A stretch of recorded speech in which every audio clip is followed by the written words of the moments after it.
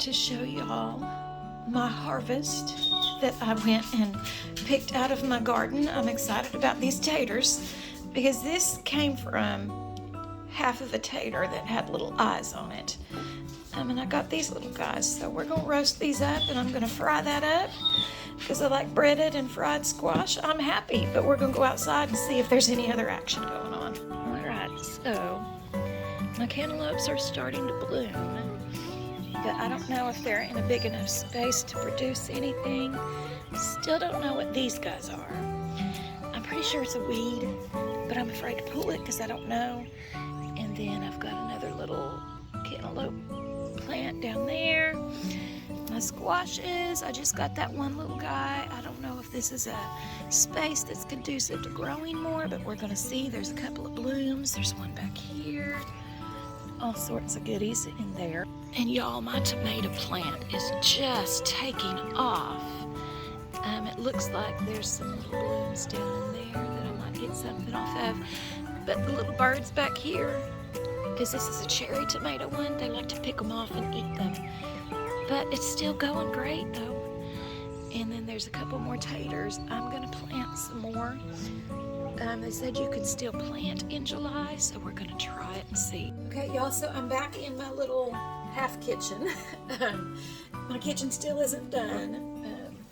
My husband took an illness that really put him down. Then, on top of that, he also has to work overtime at his job, so it's put the kitchen renovation on delay. So I'm still without a stove, but I'm telling you guys, I have learned how to make some pretty amazing Instant Pot meals, and this is just something that I thought about. I don't know if it's going to work or not, but we're going to try it. I'm calling it like a steak, kind of a beef stroganoff type thing. I've got some top steak here that I'm cutting up into pieces. I'm going to sear them in olive oil and some salt and garlic pepper, and I'll just keep you guys along for the ride as I go along. Okay, I have all of my little steak pieces in here. Now I am going to sprinkle some of the garlic pepper. This is the brand that I'm using. And I think I got this at the Dollar Tree actually. But I'm probably going to put, I don't know, a couple of shakes in here. I'd say that's about I don't know, maybe a tablespoon. I don't really know. We're just going to shake, shake, shake, shake, shake, shake. Shake the Himalayan pink salt. Put that in there. All right. And I have a little bit of extra virgin olive oil that I'm going to sprinkle in there. Now with this, maybe about a tablespoon of that also. All right, so now I'm going to come down here. And I always use the chicken one. I just set it on the chicken because that's what heats it. So I'm going to stir this, and I am going to just sear it just a little bit. Okay, we're just going to stir this right on up and get it seared right on up.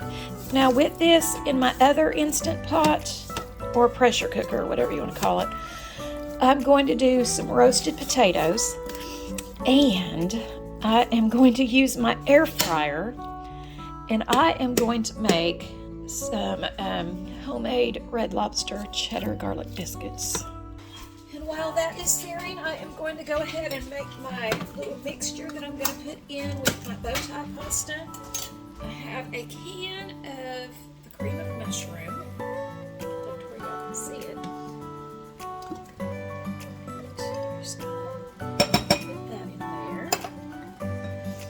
And I have a packet of brown mix. Now this isn't a recipe, this is just, you know, what I feel like is going to taste good. And we'll see. And if it don't taste good, then I'll let y'all know. I'm going to put that packet in there. And a packet of the Lipton's onion soup mix, which is actually the Aldi brand, not Lipton, because it's cheaper. We're just going to throw that right in there. And I have about a half a cup of chicken broth left in this, so I'm going to use it. I'm going to pour that in there.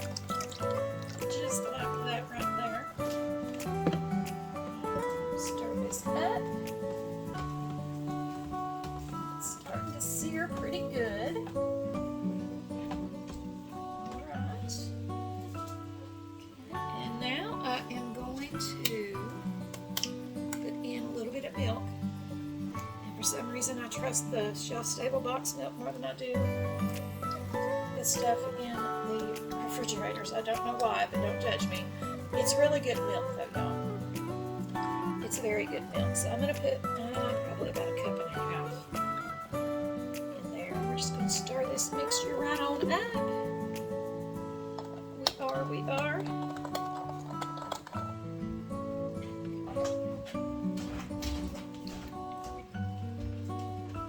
And I might need a little bit more liquid in there. I probably will. I think I might do some beef broth in this. Okay, so I decided to do about a Piggly Wiggly cup worth of water. I think that's probably about a cup and a half. Because I know I'm going to need a pretty good mixture of some liquid for the pasta to come out appropriately. And so I am going to use some of my bow tie pasta. I'm going to, sorry, my son was leaving and my dog got excited. I'm going to use the bow tie pasta that I kind of preserved in my food saver. And I'm probably going to also add in some egg noodle pasta as well. I like a lot of pasta. My husband likes a lot of the meat. So I meet in the middle. I do a lot of meat and a lot of pasta because that's how I roll. I don't know how much pasta is in here. That's how well it stayed together when I did the vacuum sealing. Let's just measure it with the Piggly Wiggly cup. Alright, we got one Piggly Wiggly cup worth. About 2 Piggly Wiggly cups worth of pasta. But I'm not stopping there because I really like the pasta. So we're just going to add another Piggly Wiggly cup of egg pasta. Alright, now I'm happy with my meat to pasta ratio. And I'm just going to pour this in here. Very carefully. I really hope it turns out good. I don't know if it will or not. It just feels like it would taste good. It just really truly does.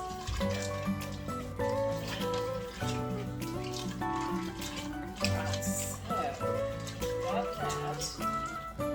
Now I'm just going to close this lid up.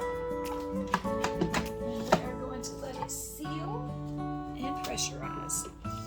And it'll cook for about 22 minutes. Now while that's doing that, I'm going to get the potatoes started. Alright, now I have rinsed off very well my taters out of my own little tater garden. We're just going to cut these up. And I will add some more potatoes. I just want to show y'all. I'm so proud of my little taters. Look how pretty those look. Look at that.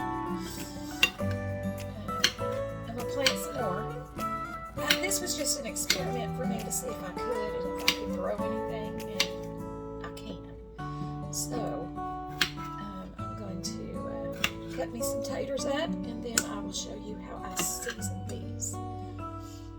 Okay, I got all my taters cut up. I'm going to put them in this pressure cooker. And I'm going to put some extra virgin olive oil in this as well. And you know I love this butter popcorn flavoring. I like it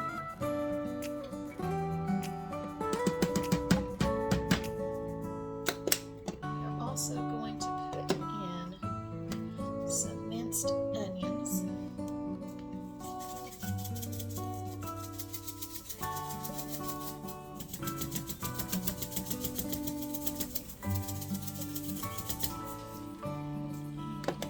We are going to put in some amazing burger seasoning. Don't question it, just go with it. It's really good seasoning. And you can get this at Aldi. It's really good seasoning. And I'm going to put in garlic pepper. It's going to be a garlicky kind of night, y'all. No vampires up in here. We like the garlic. Okay. I like to season my stuff. I don't know if y'all have picked up on that. And then I've got some roasted garlic herb. And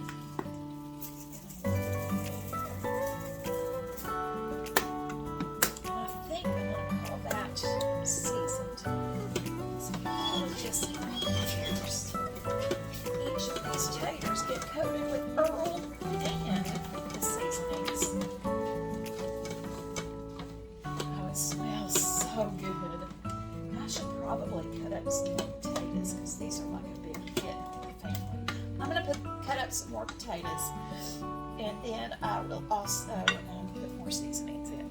Okay, I put one more large potato in there, chopped it up, and a little bit more seasonings, and a little bit of everything. The oil, the everything. Now I have about a quarter of a Piggly Wiggly cup of water. I'm just going to put that in there too. I'm going to stir this right on up. And I'm going to seal it. Lock it and seal it. Alright, and it is locked. And I'm going to put it on, let's do about 20 minutes. Okay, while my little pressure cooker is hissing and steaming over here, I'm hoping it doesn't explode. No, something's wrong. I will say it's making a noise, but anyway. I'll have to put it on appropriately. Might be what it is. But anyway, I'm going to do my version of the copycat bread lobster biscuits. I like using bread flour for my biscuits because I like the texture that it makes them. So I have 4 cups of bread flour in here. I am going to add 2 teaspoons of baking powder.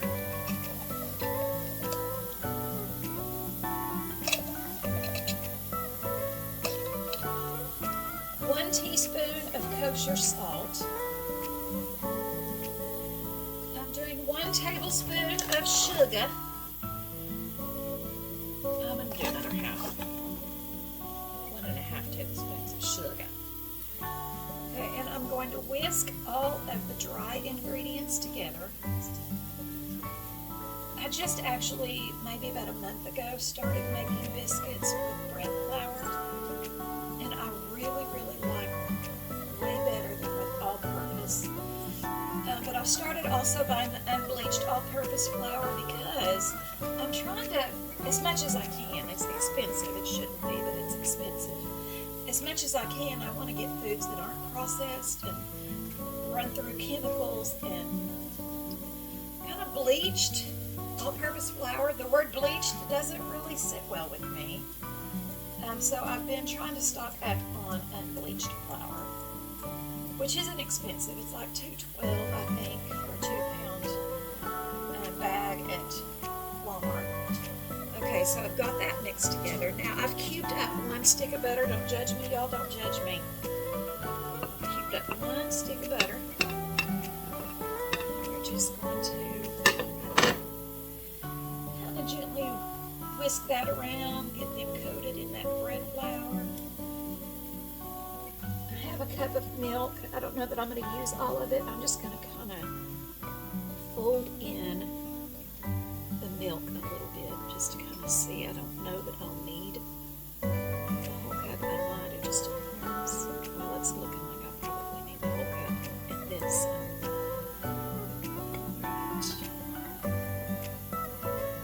I do need some more butter, so I grabbed about another 3/4 of a cup. Did I say butter? I meant milk. Losing my mind. I'm just going to pour that all in there. So I did about 1 3/4 of milk in all of that. And this is going to be a real sticky, kind of wet biscuit dough, but that's the way I want it because I want it to almost look like a cat hair biscuit. I think that's what they're called. Okay, alright, so I've kind of got that mixed in a little bit now. And I actually need some more of the milk. I'm going to wait and see though. Okay, now I've got triple cheddar cheese.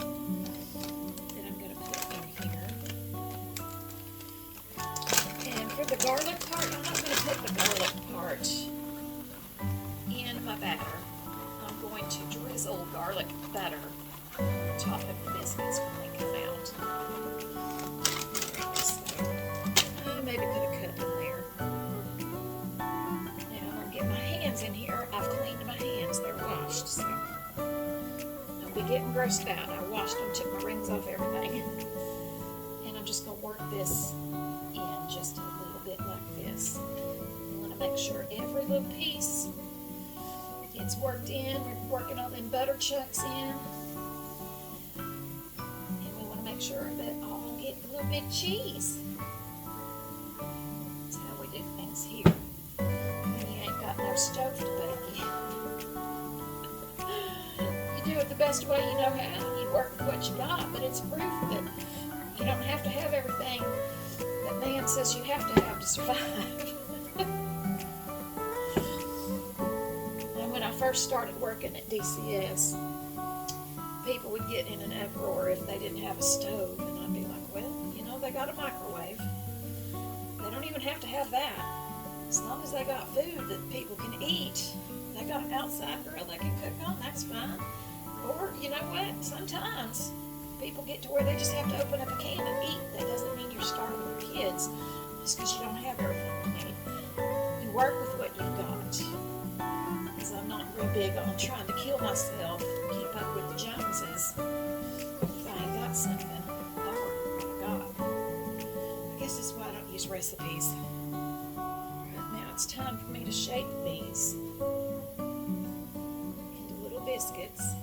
And again, I want them to look kind of pokey like they do at Red Lobster. I'm going to make big biscuits. But this will get me probably 8 big ones, maybe 9. Let's see. But I'm going to show you how I do the garlic. I don't know if it'll be the right way, but it's going to be the Stephanie way. I'm wondering if I'm air frying these. This might not work out so good with me making them this big. Because I'm cooking these in the air fryer. Let me make them a little bit smaller. Because that could be a train wreck waiting to happen. I feel like it's going to be a train wreck. I've never done this in an air fryer this time. Alright, we're just going to leave it like that. Okay, so what I've done is I've melted a stick of butter. And I am going to put in some garlic salt if I can find it. Now I've got it in here, some garlic powder, that'll work. Now I'm going to put in some garlic powder. Probably about, that was maybe half of a tablespoon. And then I've got regular pink Himalayan salt.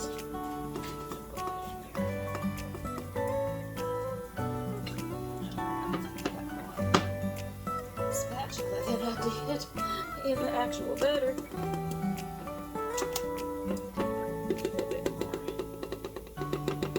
Alright, now this is what I'm going to do here. I'm going to pour this mixture over my biscuits. Now I've got 2 pans of these biscuits made up. So I'm going to do half of this. I'll save the other half for the other pan. Got my biscuits in the air fryer. I'm going to set the temperature on 390, and then in a second when it clicks over to the minutes, I think I'm going to keep them on. Let's do 12. I'll do 12 and then I'll check them. Y'all look at that. It looks delicious.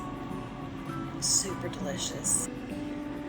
And here is the taters. They look delicious as well. Okay, y'all, this is the finished plate and it is all so delicious. The air fryer did great on the biscuits.